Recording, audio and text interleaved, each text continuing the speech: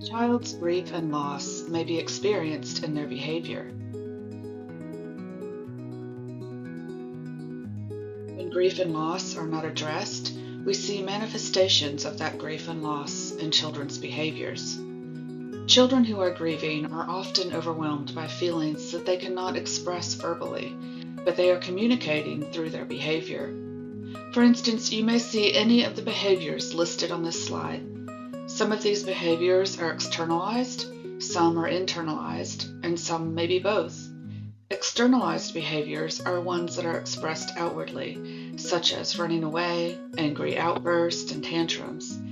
Internalized behaviors are expressed more inwardly.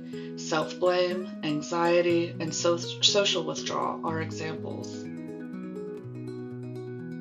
For some children, talking about their losses and their grief is so painful they're afraid if they revisit the loss again, they will be so sad that they may never emerge from their despair. Working with a therapist is a good way to help your child feel safe and supported in managing their grief so that it does not impair their everyday functioning. While recognizing that children grieve differently from adults, we also need to understand that in children, grief and loss resurface differently at different developmental stages. Grief and loss need to be honored and addressed many times over the life course. It is not a one and done.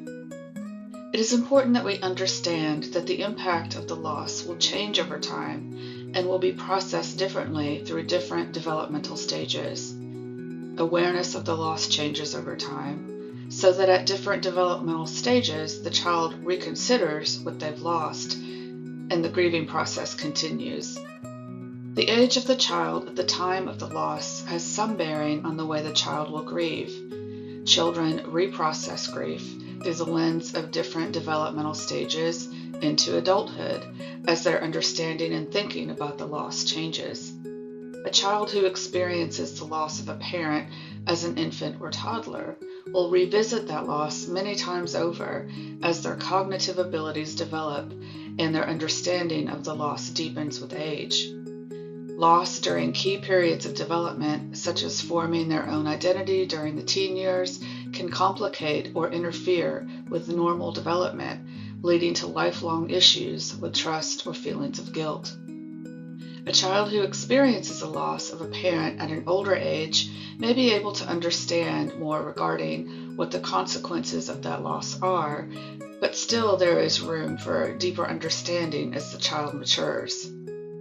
Parents must be prepared to revisit the loss with the child as he or she grows developmentally.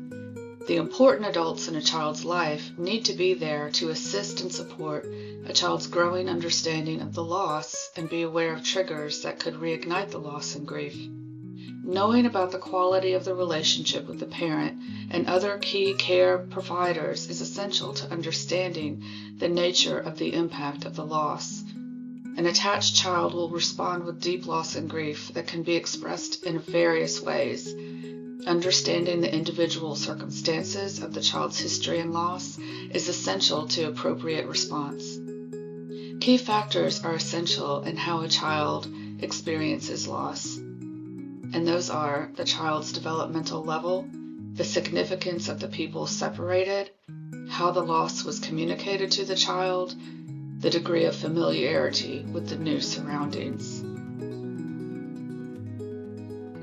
So the stages of grief.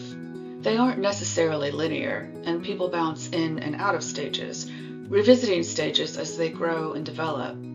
There are 2 handouts you receive during the pre-work that discuss the stages of grief in more detail. The first, Developmental Stages of Grief, can help you understand what a child may be thinking at different developmental stages and what behaviors you might see that indicate that grieving is taking place. The second, entitled Theories of the Stages of Grief in Foster Care and Adoption, may help to define the journey a child might be taking in coping with grief and loss, and the behaviors you might see at each stage. These are resources for you to keep and refer to as your child comes home.